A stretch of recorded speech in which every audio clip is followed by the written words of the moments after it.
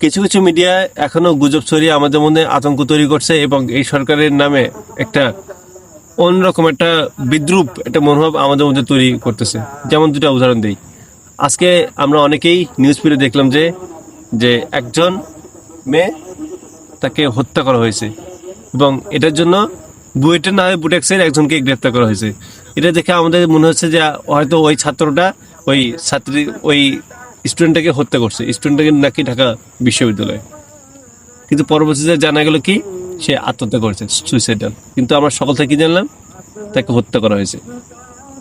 এরপর এই যে আমরা কয়েক থেকে শুনতেছি না যে এই তো ঢাকার রাজশাহী মহাসড়কের মধ্যে চলন্ত গাড়িতে লোকজনকে জিম্মি করে ধর্ষণ করা হয়েছে। আরে আমরা কি মানে মানে কি উদ্বেগ, এত ধর্ষণ, এটা হলো ওটা হলো ওটা হলো। আজকে দেখলাম যে আসলে ধর্ষণ হয়নি, যাত্রীরা বলতেছে আসলে আমরা ধর্ষণের মতো কিছু শুনছিলাম। তাহলে হচ্ছেটা কি? তাহলে এই যে মিডিয়ারা এখনো যে গুজব ছড়িয়ে আমাদের মনে নানান ধরনের আতঙ্ক তৈরি করতেছে, এর দায়ভারটা কে দেবে? এই গণমাধ্যমগুলো এখনো ফ্যাসিস্টের দালালি করতেছে, এরা এখনো হাসিনার জন্য অপেক্ষা করে, এরা এখনো এই সরকারকে বিপদে ফেলার জন্য পায়তারা করতেছে। এদেশের জনগণকে নিয়ে তারা এখনো খেলছে।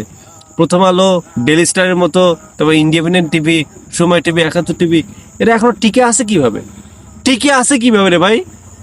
অথচ আশ্চর্য হয়ে যায়, এই বিএনপি জামাত সমুদ্রেরা জঙ্গি কত নাটক এরা খেললো।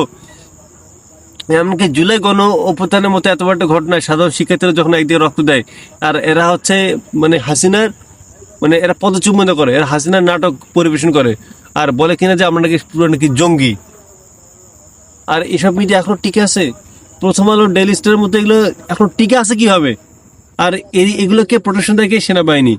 লজ্জা থাকা উচিত আমাদের সেনাবাহিনী, সেনাবাহিনী, পুলিশ, এদের লজ্জা থাকা উচিত। পুলিশের নাই বললাম, এই সেনাবাহিনী একটা হিজড়া বাহিনী, এই সেনাবাহিনী একটা বাটপার বাহিনী।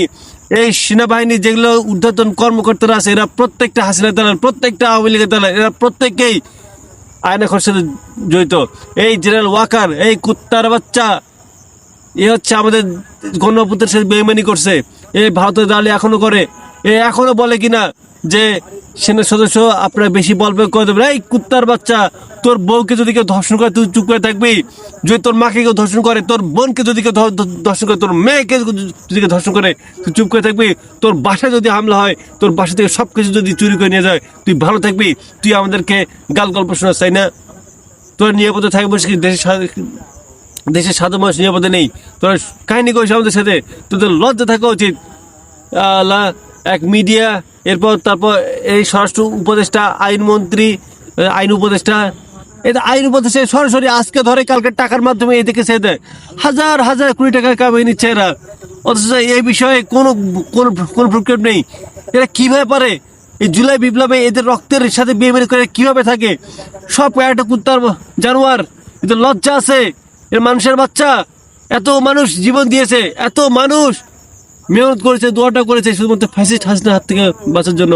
অথচ এদের জন্য আজকে এখনো রক্তের সাথে বেইমানি করে এরা ক্ষমতা থেকে দেশের মানুষের সাথে বেইমানি করতেছে।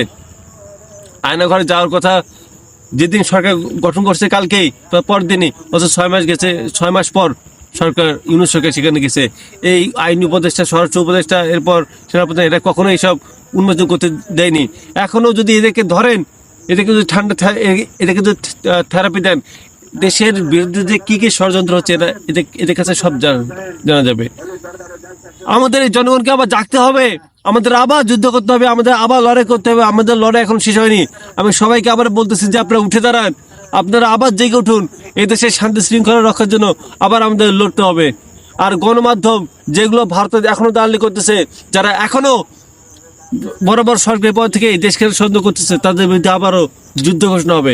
ইনকিলাব জিন্দাবাদ।